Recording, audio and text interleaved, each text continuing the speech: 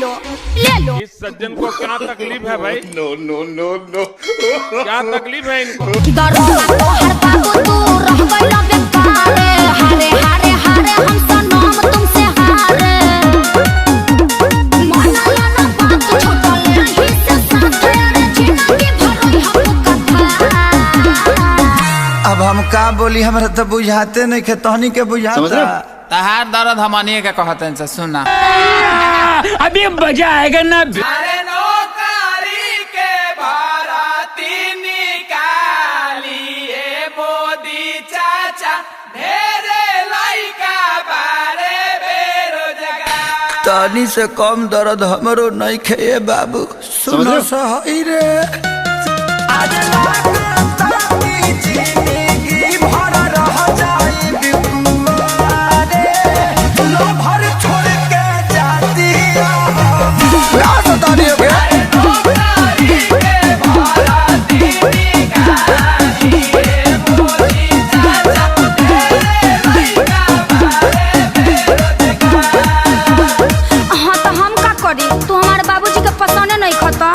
अरे तो तोरा बाबूजी के हमरा पर रहे के बा कि तोरा रहे के बा? अरे हमरे रहे के बा, लेकिन बोला तू का